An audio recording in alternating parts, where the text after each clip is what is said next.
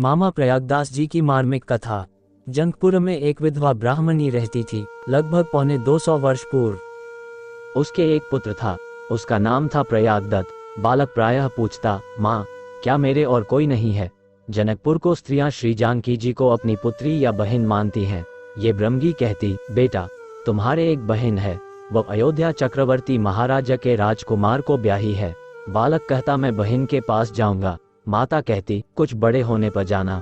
बालक के मन पर अपने बहन बहनोई का संस्कार पूरी तरह बैठ गया।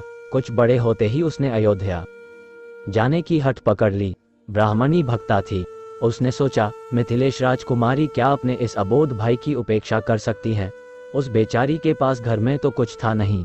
मांगकर थोड़े से चावल के कण ले आई, उन्हें पीसकर उनके मीठे मोदक बना दिए। ऐसे मोदकों को मिथिला में कासार कहते हैं।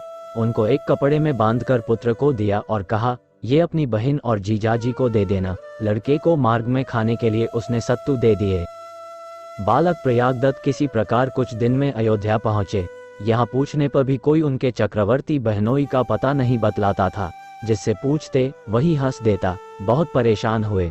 थककर मणिपव के पास सहस्रशीर्षा मंदिर, यह आजकल मस्जिद है, के पास घने पेड़ों के मध्य में एक टीले पर बैठ गए। बहुत थक गए थे। बहनोई पर बहुत अप्रसन्न हो रहे थे। कह रहे थे, पता नहीं कहाँ चला गया, अब उसे कहाँ ढूंढने जाऊं? भला कोई उन चक्रवर्ती राजकुमार को कहाँ ढूंढे, परंतु जो सचमुच उन्हें ढूंढता है, ऐसा कोई स्थान नहीं है जहाँ वे उसे न मिल जाएं। प्रयागदत्त ने देखा कि खूब बड़ा एक सफेद हाथी उनके सामने टीले पर कहीं से आ गया है। उस पर सोने की रत्नजटित अंबारी पड़ी है। हाथी बैठ गया और उसमें से बहनोई के साथ बहन उत्तर पड़ी। किसी को कोई परिचय देना या पूछना नहीं पड़ा, जैसे ये सदा के परिचित ही हों। श्री जानकी जी ने पूछा, भैया, माताजी ने मेरे लिए कुछ भेजा है? भैया तो हक्के बक्के देखते ही रह गए। कुछ देर में सावधान होकर पोटली देते हुए बोले, मैंने तो तुम लोगों को बहुत पैदा, कोई तुम लोगों का पता ही नहीं बताता था। पोटली में से श्री किशोरी जी ने 2 कासार ले लिए और शेष प्रयागदत्त को खाने के लिए दे दिया। कहा, भैया, तुम्हें बड़ा कष्ट हुआ। हम लोग ऐसे स्थान पर रहते हैं कि सब लोग हमारा पता नहीं जानते। अब तुम घर लौट जाओ। माता से कहना कि हम सब बड़े आनंद में हैं। वे हाथी पर बैठ गए। हाथी वन में जाकर अदृश्य हो गया। प्रयागदत्त बहन बहनोई के वियोग में मूर्छित हो गए। कुछ देर में कुछ चेतना आई। उसी समय एक संत उधर से निकले। पास जाकर उन्होंने देखा कि एक सुंदर बालक भूमि पर पड़ा तड़प रहा है। प्रयागदत्त को किसी प्रकार ये अपनी गुफा पर ले आए। स्वस्थचित होने पर प्रयागदत्त ने सब बातें बताईं। एक घड़ी रात गए 2 स्त्रियां आईं और उन महात्मा जी को 2 थाल व्यंजनों से भरे देकर उन्होंने कहा, आज हमारे यहाँ पूजा हुई है, आपके लिए यह प्रसाद ले आई हैं, अभी इसे ले लीजिए, थाल सवेरे चले जाएंगे। थाल देकर वे शीघ्रता से चली गईं। दोनों थाल कमल के पत्तों से ढके थे। पत्ते हटाने पर महात्मा जी तो चकित रह गए। स्वर्ण के वे थाल जगमग कर रहे थे। महात्मा जी ने समझ लिया कि जगत जननी ने अपने भाई की पहुनाई की है। वह दिव्य भोग प्रयागदत्त के कारण महात्मा जी को भी प्राप्त हुआ। प्रातः थाल लेने तो कौन आने वाला था। महात्मा जी ने प्रयागदत्त को थाल देना चाहा तो वे बोले, मेरी माँ मुझे घर से ही निकाल देगी यदि मैं बहन की चीज ले जाऊं। वह कन्या की वस्तु कैसे लेगी। बाबा जी भी सच्चे विरक्त थे। उन्होंने थालों को गणेश कुंड में फेंक दिया। प्रयागदत्त घर पहुंचे। पुत्र का समाचार सुनकर माता चकित रह गई। उसके नेत्रों से अश्रुधारा चलने लगी। इस घटना के 1 वर्ष बीतने पर प्रयागदत्त की माता परधाम चली गई। पास के एक ग्राम के संपन्न ब्राह्मण इनके साथ अपनी कन्या का विवाह करने को उत्सुक थे।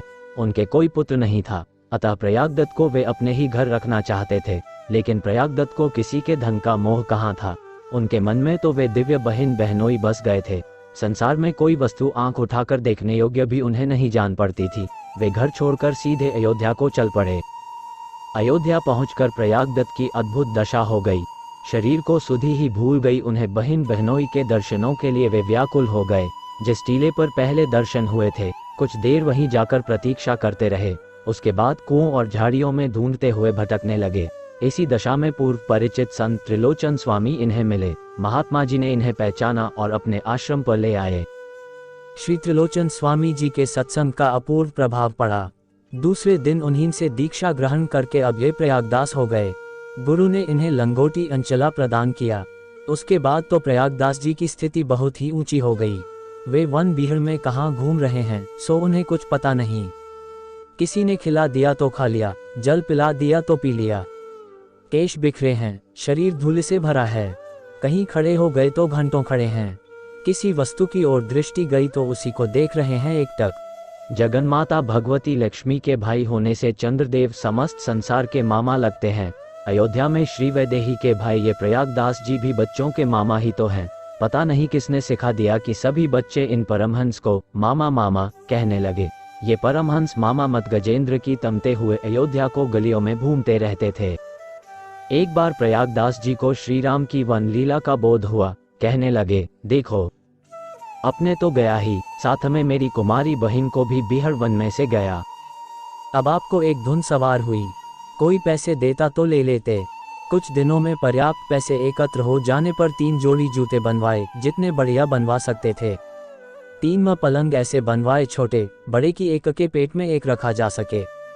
तीनों पलंगों के लिए 3 गद्दे बनवाए। अब एक पर एक क्रमशः तीनों पलंग रखकर उन पर तीनों गद्दे और तीनों जोड़ी जूते रख लिए और यह सब सामान सिर पर उठाकर चित्रकूट चल पड़े।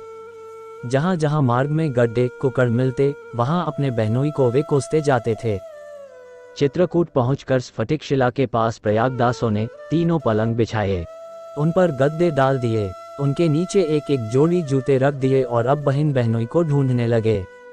जब बहुत ढूंढ चुके तब बोले, देखो छिप गया, न जान गया कि प्रयागदास आ गया है। लौटकर देखते हैं तो इनके पलंग पर श्री राम, लक्ष्मण तथा जानकी जी विराजमान हैं। दौड़कर सबके चरणों में जूते पहनाए और राम जी से उलाहना देते हुए बोले, तुम इस जंगल में क्यों चले आए? मेरी सुकुमारी बहन को क्यों साथ ले आए? इस बिहार वन में तुम लोग रहते कैसे हो? श्री जानकी जी ने कहा, भैया मैं तो स्वयं आयो, ये तो मुझे लाने ही नहीं थे। प्रयागदास ने कहा, अच्छा ठीक है, अब हम तुम्हारे साथ साथ रहेंगे और पलंग ले चला करेंगे। और रघुनाथ जी ने कहा, भाई हमारी बना नियम है कि हम 3 ही साथ रहते हैं, चौथे मसात नहीं रखते। पलंग पर कभी हम बैठते नहीं, तो तुम्हारी प्रसन्नता के लिए बैठ गए। अब तुम इनकी अयोध्या ले जाओ, तुम इनको अपने काम में लोगे, हमको बड़ा सुख मिलेगा। श्री जानकी जी ने भी इन्हें आश्वासन देकर लौट जाने कहा। सिर पर फिर पूर्ववत पलंग और गद्दे रखकर बेच लौट पड़े। मन ही मन कहते जाते थे, इनको कुछ कहा नहीं, ये सब आप ही वन में आए हैं। सोने का महल काटता है, वन अच्छा लगता है। बहन तो भोली भाली है, वह जो कहता है वही करती है।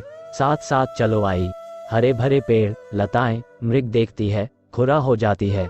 किसी दिन बाद देखेगी तो जानेगी, मुझे भी साथ नहीं लिया। समझता है कि प्रयागदास साथ रहेगा तो इसकी बहन सचेत हो जाएगी, अयोध्या लौटने को कहेगी।